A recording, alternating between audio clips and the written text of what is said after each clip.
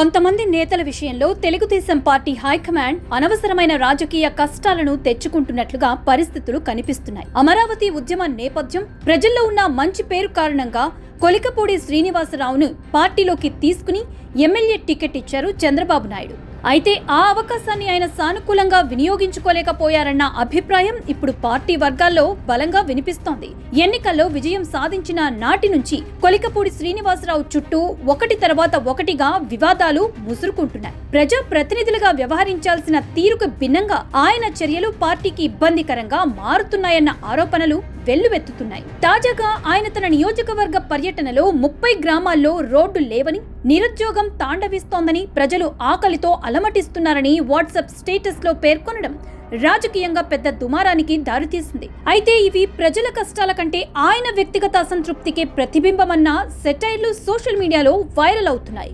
వ్యక్తిగతంగా మంచి మనిషిగా పేరున్న కొలికపూడి శ్రీనివాసరావుపై ఎమ్మెల్యేగా బాధ్యతలు స్వీకరించిన తర్వాత వచ్చిన ఆరోపణలు చిన్నవేమీ కావు. అవినీతి ఆరోపణలు కూడా తెరపైకి రావడంతో పాటు సొంత పార్టీ నేతలతో సైతం ఆయనకి పొసగడం లేదన్న ప్రచారం బలపడింది. ఫలితంగా రాజకీయంగా ఆయన గ్రాఫ్ క్రమంగా పడిపోతూనే ఉంది. అధికార పార్టీలో ఉంటూ సమన్వయం పాటించాల్సిన సమయంలో పార్టీకి వ్యతిరేకంగా వ్యవహరిస్తున్నట్లుగా కనిపించటం టీడీపీ అధిష్టానానికి తీవ్ర అసహనాన్ని కలిగిస్తోంది.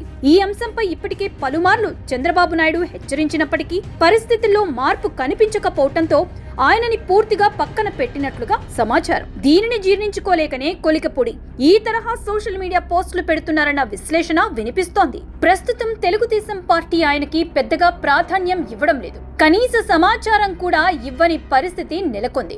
ఈ పరిణామాలను తట్టుకోలేక కొలికపూడి వైఎస్ఆర్ కాంగ్రెస్ పార్టీ వైపు చూస్తున్నారన్న వార్తలు జోరుగా ప్రచారంలో ఉన్నాయి. కూటమి పాలనలో ప్రజలు తీవ్ర ఇబ్బందులు పడుతున్నారన్న వైఎస్ఆర్ కాంగ్రెస్ పార్టీ ఆరోపణలనే ఇప్పుడు కొలికపూడి కూడా తన మాటల్లో ప్రతిబింబిస్తున్నారని టీడీపీ క్యాడర్ భావిస్తోంది. వైసీపీతో ఇప్పటికే చర్చలు పూర్తయ్యాయన్న ప్రచారం కూడా సాగుతుండటంతో ప్రభుత్వంపై విమర్శలను మరింత తీవ్రతరం చేసి ఆ పార్టీలోకి చేరేందుకు ప్రయత్నిస్తున్నారన్న అనుమానాలు బలపడుతున్నాయి.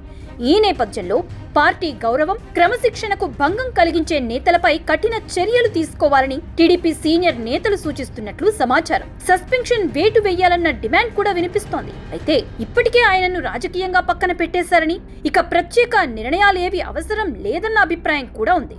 నియోజకవర్గంలో నిమిత్తమాత్రుడిగా పరిమితం చేయటమే పార్టీ వ్యూహంగా కనిపిస్తోంది. మొత్తానికి కొలికపూడి శ్రీనివాసరావు ఎమ్మెల్యేగా కొనసాగినా ఎలాంటి అధికారాలు, ప్రత్యేక గౌరవాలు లేకుండా రాజకీయంగా నిర్వీర్యుడిగా మారిపోయారన్నది ప్రస్తుతం స్పష్టంగా కనిపిస్తున్న వాస్తవం. ఇక ఆయన భవిష్యత్తు రాజకీయ ప్రయాణం ఏ దిశగా సాగుతుందన్నది ఆసక్తిగా మారింది.